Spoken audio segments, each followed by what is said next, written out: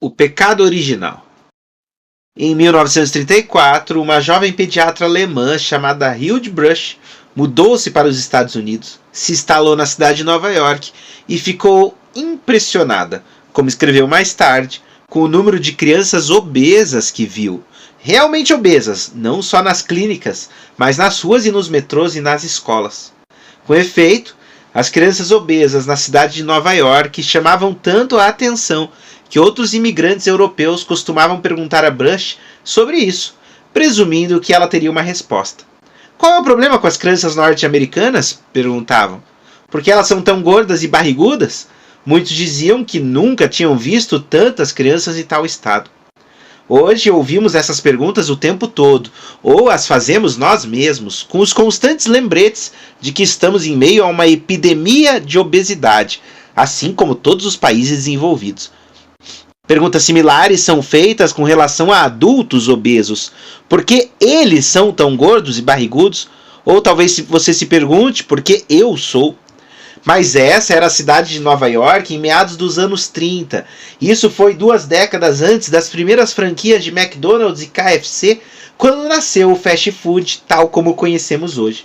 Isso foi meio século antes das porções extra grandes e do xarope de milho rico em frutose. Mais exatamente, 1934 era o pior momento da Grande Depressão, uma época de sopas comunitárias, filas para o pão e desemprego sem precedentes. 1 em cada 4 trabalhadores nos Estados Unidos estava desempregado. 6 em cada 10 norte-americanos estava vivendo na pobreza.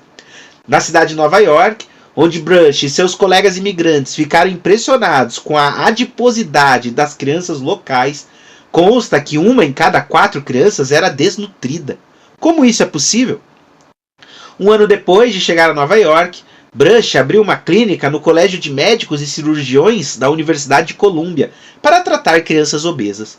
Em 1939, ela publicou o primeiro de uma série de relatórios sobre seus estudos exaustivos das muitas crianças obesas que tratou, embora na maioria das vezes sem sucesso. Com base em entrevistas com os pacientes e seus familiares, ela descobriu que as crianças obesas realmente ingeriam quantidades excessivas de alimento, por mais que elas ou seus pais negassem esse fato no início. Dizer a elas para comer menos, no entanto, simplesmente não funcionava. E nenhuma instrução, compaixão, orientação ou exortação dirigida às crianças ou aos pais parecia ajudar. Segundo Brush, era difícil evitar o simples fato de que, afinal, essas crianças haviam passado a vida toda tentando comer com moderação e, desse modo, controlar seu peso, ou, ao menos, pensando em comer menos do que comiam, mas ainda assim continuavam obesas. Algumas dessas crianças, Brush relatou, faziam árduos esforços para perder peso, praticamente desistindo de viver para conseguir isso. Contudo, manter um peso mais baixo implicava viver o tempo todo em dieta de fome, e elas simplesmente não conseguiam fazer isso, embora a obesidade as tornasse infelizes e excluídas. Uma das pacientes de Brush era uma adolescente de ossatura fina, que literalmente desaparecia sob montes de banha. Essa jovem passara a vida lutando contra a balança e contra as tentativas de seus pais de ajudá-la a emagrecer. Ela sabia o que tinha de fazer, ou a menos acreditava que sim. E seus pais também. Ela precisava comer menos, e o esforço para isso definia sua existência. Eu sempre soube que a vida de uma pessoa dependia da sua imagem, ela disse a Brush. Eu sempre ficava infeliz e deprimida quando ganhava peso. Não havia motivo para viver. Eu realmente me odiava, eu não suportava, não queria olhar para mim mesma, odiava espelhos. Eles me mostravam o quanto eu era gorda. Comer e engordar nunca me fizeram sentir feliz, mas eu nunca consegui enxergar uma solução para isso e continuei engordando. Como adolescente de ossatura fina de Brush, aqueles de nós que estamos acima do peso ou obesos passaremos grande parte da vida tentando comer menos ou, no mínimo, não comer demais. Às vezes conseguimos, às vezes não, mas a luta continua. Para alguns, como a paciente de Brush, a batalha começa na infância. Para outros, começa na faculdade, com aquela camada de gordura que aparece ao redor da cintura e dos quadris durante o primeiro ano longe de casa. Outros ainda começam a perceber aos 30 ou 40 anos que ser magro já não é tão fácil quanto antes. Se somos mais gordos do que as autoridades médicas gostariam e formos ao médico por alguma razão, é provável que esse médico sugira de forma mais ou menos contundente que façamos algo a respeito. O sobrepeso e a obesidade, dirá, estão associados a um aumento no risco de praticamente todas as enfermidades crônicas que nos afligem. Doenças cardiovasculares, AVC, diabetes, câncer, demência, asma. Seremos instruídos a praticar exercícios regularmente, fazer dieta, comer menos, como se a ideia de adotar essas práticas, o desejo de adotá-las, nunca tivesse passado por nossa cabeça. Mais do que em qualquer outra enfermidade, como disse Brush a respeito da obesidade. Só se requer que o médico realize um truque especial que leve o paciente a fazer algo, parar de comer, quando já se provou que ele não é capaz disso. Os médicos da época de Brush não eram imprudentes, e os médicos de hoje também não são. Eles apenas têm um sistema de crenças, um paradigma falho, que estipula que o motivo pelo qual engordamos é claro e incontroverso, assim como a cura. Nós engordamos, segundo os médicos, porque comemos demais ou nos exercitamos de menos, e portanto a cura é fazer o contrário. No mínimo, devemos tentar não comer demais, como Michael Pollan famosamente prescreve em seu best-seller Em Defesa da Comida, e isso bastará. Ao menos não ficaremos mais gordos ainda. Foi isso que Brush descreveu em 1959 como a postura norte-americana predominante de que o problema da obesidade é simplesmente de comer mais do que o corpo necessita, e que agora é a postura predominante no mundo inteiro. Podemos chamar isso de paradigma do balanço calórico ou paradigma da alimentação excessiva, paradigma do equilíbrio energético, para usar o termo preciso. A causa fundamental da obesidade e do sobrepeso, como afirma a Organização Mundial da Saúde, é um desequilíbrio energético entre as calorias consumidas por um lado e as calorias gastas por outro. Nós engordamos quando consumimos mais energia do que gastamos, um balanço energético positivo, na terminologia científica. E emagrecemos quando gastamos mais energia do que consumimos, um balanço energético negativo. Alimento é energia, e medimos essa energia na forma de calorias. Portanto, se consumimos mais calorias do que gastamos, engordamos. Se consumimos menos calorias, emagrecemos. Esse modo de pensar sobre o nosso peso corporal é tão convincente e tão disseminado que hoje em dia é praticamente impossível não acreditar nele. Mesmo tendo um sem número de evidências do contrário, não importa quanto de nossa vida passamos sem sucesso, tentando comer menos e nos exercitar mais, é mais provável questionarmos nosso próprio discernimento e nossa própria força de vontade do que questionarmos a noção de que a adiposidade é determinada pela quantidade de calorias que consumimos e gastamos. Meu exemplo favorito desse pensamento vem de um respeitado fisiologista do exercício, coautor de um conjunto de atividades físicas e diretrizes de saúde que foram publicadas em agosto de 2007 pela Associação Americana do Coração e pelo Colégio Americano de Medicina Esportiva. Esse colega me contou que ele próprio era baixo, gordo e careca quando começou a praticar corrida de longa distância nos anos 1970, e agora, com quase 70 anos, era baixo, mais gordo e careca. Neste meio tempo, relatou, ele ganhou 13 quilos e correu talvez 130 mil quilômetros, o equivalente mais ou menos a dar 3 voltas ao redor da Terra, na linha do Equador. Ele acreditava que a prática de exercícios físicos podia ajudá-lo a manter o peso, somente até certo ponto, mas também acreditava que seria mais gordo se não praticasse corrida. Quando lhe perguntei se ele pensava que poderia ser mais magro se tivesse corrido ainda mais, talvez 4 vezes ao redor do planeta em vez de 3, ele respondeu: "Não vejo como poderia ter sido mais ativo. Eu não tinha tempo para praticar mais. Porém, se tivesse corrido de 2 a 3 horas por dia durante as últimas 2 décadas, talvez não tivesse ganhado esse peso. E o ponto é que talvez tivesse ganhado mesmo assim, mas ele simplesmente não conseguia enxergar essa possibilidade. Como diriam os sociólogos da ciência, ele estava preso em um paradigma."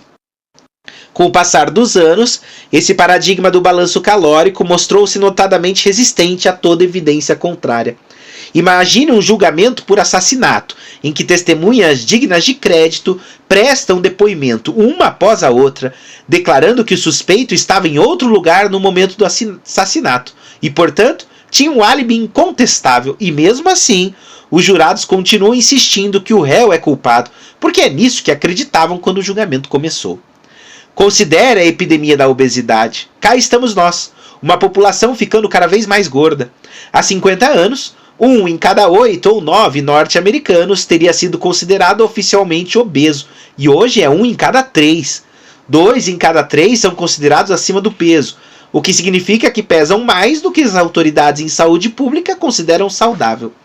As crianças são mais gordas, os adolescentes são mais gordos, até os recém-nascidos estão saindo do útero mais gordos. Ao longo de décadas dessa epidemia de obesidade, a noção de equilíbrio energético e relação entre consumo e gasto calórico manteve-se firme, e por isso, os oficiais de saúde presumem que não estamos prestando atenção ao que nos vem dizendo para comer menos e praticar mais exercícios, ou que simplesmente não conseguimos evitar. Malcolm Gladwell discutiu esse paradoxo na The New Yorker em 1998. Nos disseram que não devemos ingerir mais calorias do que queimamos, que não podemos perder peso se não praticarmos exercícios físicos regularmente, escreveu. Que poucos de nós sejamos capazes de realmente seguir essa recomendação é ou nossa culpa ou culpa da recomendação. A ortodoxia médica, naturalmente, tende à primeira posição. Os livros de dieta tendem à última. Considerando a frequência com que a ortodoxia médica esteve errada no passado, esta postura não é, à primeira vista, irracional. Vale a pena verificar se isso é verdade. Após entrevistar o número necessário de autoridades, Gladwell concluiu que era nossa culpa, que nós simplesmente carecemos da disciplina ou dos meios necessários para comer menos e praticar mais exercícios. Embora para alguns de nós, segundo afirmou, nossa adiposidade se deva mais a fatores genéticos do que a fracassos morais. Neste livro, argumentarei que a culpa é toda da ortodoxia médica. A crença de que o excesso de gordura é causada pelo consumo excessivo de calorias e a recomendação que decorre de tal crença. Argumentarei que esse paradigma do balanço calórico para explicar a adiposidade não faz sentido. Que não engordamos porque comemos demais e nos exercitamos de menos, e que não resolvemos o problema ou o prevenimos fazendo o oposto. Este é o pecado original, por assim dizer, e jamais resolveremos nossos próprios problemas de peso corporal, muito menos os problemas sociais de obesidade, diabetes e das doenças que os acompanham, enquanto não entendermos tal fato e o corrigirmos. Não pretendo insinuar, entretanto, que existe uma receita mágica para perder peso, ou ao menos não uma que não inclua sacrifício. A questão é o que deve ser sacrificado. A primeira parte desse livro apresentará as evidências contra a hipótese do balanço calórico. Discutirá muitas das observações dos fatos da vida que esse conceito não consegue explicar, porque passamos a acreditar nele mesmo assim e que erro cometemos em consequência disso. A segunda parte do livro apresentará o modo de pensar a obesidade e o excesso de gordura que os médicos pesquisadores europeus vieram aceitar pouco antes da Segunda Guerra Mundial. Eles argumentaram, como farei, que é absurdo conceber a obesidade como sendo causada por uma alimentação excessiva, porque qualquer coisa que faça as pessoas crescerem, seja em altura ou em peso, em músculo ou em gordura, as fará comer em excesso. As crianças, por exemplo, não ficam mais altas porque comem com voracidade e consomem mais calorias do que gastam. Elas comem tanto em excesso porque estão crescendo. Elas precisam consumir mais calorias do que gastam. A razão pela qual as crianças crescem é que elas estão secretando hormônios que as fazem crescer. Nesse caso, o hormônio do crescimento. E há todas as razões para pensar que o crescimento do nosso tecido adiposo, que leva ao sobrepeso e à obesidade, também é conduzido e controlado por hormônios. Portanto, em vez de definir a obesidade como um desequilíbrio energético ou consequência de uma alimentação excessiva, como têm feito os especialistas nos últimos 50 anos, esses pesquisadores europeus partiram da ideia de que a obesidade é, fundamentalmente, um distúrbio de acumulação excessiva de gordura. Isso é o que o filósofo chamaria de princípios fundamentais. A verdade contida nessa afirmação é tão óbvia que parece quase sem sentido dizê-la. Contudo, uma vez dita, a pergunta natural a ser feita é: o que regula a acumulação de gordura? Porque, quaisquer que sejam os hormônios ou enzimas que agem para aumentar naturalmente nossa acumulação de gordura, assim como o hormônio do crescimento faz as crianças crescerem, eles serão os principais suspeitos em que devemos nos centrar para determinar por que alguns de nós engordamos e outros não. Lamentavelmente, a comunidade de pesquisa médica da Europa mal sobreviveu à Segunda Guerra Mundial e esses médicos e suas ideias sobre a obesidade não estavam por perto no fim dos anos 1950 e início dos anos 60, quando essa pergunta sobre o que regula a acumulação da gordura foi respondida. Como se veio a saber, 2 fatores determinam essencialmente a quantidade de gordura que acumulamos e ambos têm relação com o hormônio insulina. Primeiro, quando os níveis de insulina estão elevados, acumulamos gordura em nosso tecido adiposo. Quando esses níveis caem, liberamos gordura do tecido adiposo e a queimamos para obter energia. Isso é sabido desde o início dos anos 60 e nunca foi controverso. Segundo, nossos níveis de insulina são praticamente determinados pelos carboidratos que comemos, não totalmente, mas para todos os efeitos. Quanto mais carboidratos comemos e quanto mais doces e fáceis de digerir eles são, mais insulina acabaremos secretando, o que significa que o nível de insulina em nossa corrente sanguínea é maior, assim como a gordura que retemos em nossas células adiposas. O carboidrato estimula a insulina, que estimula a gordura. É como George Cahill, ex-professor de medicina da Faculdade de Medicina da Universidade de Harvard, recentemente descreveu para mim esse processo. Cahill conduziu parte das pesquisas iniciais sobre a regulação da acumulação de gordura nos anos 50 e então coeditou um compêndio dessas pesquisas em 180 páginas para a Sociedade Americana de Fisiologia, que foi publicado em 65. Em outras palavras, a própria ciência deixa clara que hormônios, enzimas e fatores de crescimento regulam nosso tecido adiposo, assim como tudo mais em nosso corpo, e que não engordamos porque comemos demais, engordamos porque os carboidratos em nossa dieta nos fazem engordar. A ciência nos diz que a obesidade é, em definitivo, resultado de um desequilíbrio hormonal e não calórico, e especificamente o estímulo de secreção de insulina causado pela ingestão de alimentos ricos em carboidratos de fácil digestão, carboidratos refinados, incluindo farinha e cereais em grãos, vegetais ricos em amido, como é o caso das batatas, e açúcares, como sacarose, açúcar refinado, e xarope de milho, rico em frutose. Esses carboidratos literalmente nos fazem engordar e, levando-nos a acumular gordura, eles nos tornam mais famintos e sedentários. Esta é a realidade fundamental de por que engordamos. Se quisermos ficar magros e continuar magros, precisamos compreender e aceitar tal fato, e talvez o mais importante, nossos médicos também precisam. Se seu objetivo ao ler esse livro for simplesmente encontrar uma resposta para a pergunta: o que faço para continuar magro ou perder o excesso de gordura em meu corpo? Aqui está. Fique longe de alimentos ricos em carboidratos, e quanto mais doce o alimento, ou quanto mais fácil de consumir e digerir, carboidratos líquidos como cerveja, suco de fruta e refrigerante são, provavelmente, os piores, maior a probabilidade de que o façam engordar e mais você deve evitá-los. Sem dúvida, essa não é uma mensagem nova. Até os anos 60, como discutirei mais adiante, era a sabedoria convencional.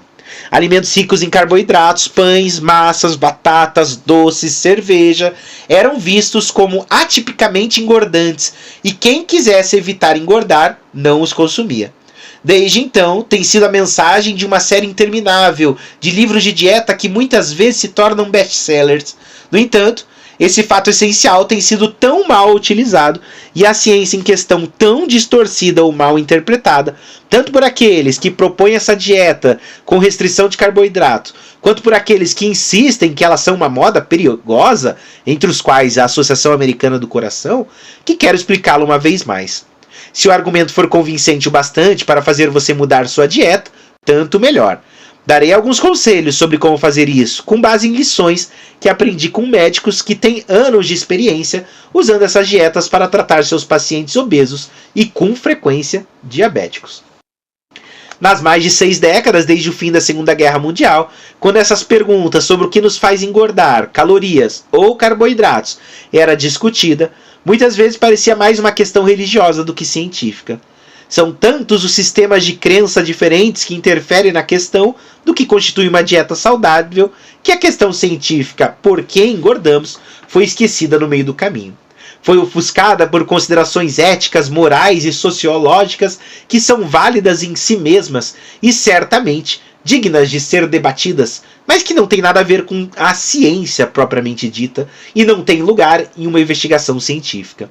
As dietas com restrição de carboidratos geralmente, embora não talvez idealmente, substituem os carboidratos na dieta por porções grandes ou, no mínimo, maiores de produtos de origem animal, a começar por ovos no café da manhã, passando para carnes, peixes ou aves no almoço e no jantar. As implicações disso merecem ser discutidas. Nossa dependência de produtos de origem animal já não é ruim para o meio ambiente e não ficará ainda pior? A criação de animais não é um dos principais fatores de aquecimento global, escassez de água e poluição? Ao pensar em uma dieta saudável, não deveríamos pensar no que é bom para nós e também para o planeta? Temos o direito de matar animais para nos servir de alimento ou colocá-los para trabalhar em sua produção? O único estilo de vida moralmente ou eticamente defensável não seria o vegetariano ou mesmo vegano? Essas são todas perguntas importantes que precisam ser abordadas como indivíduos e como sociedade. Mas elas não têm vez na discussão médica e científica sobre por que engordamos.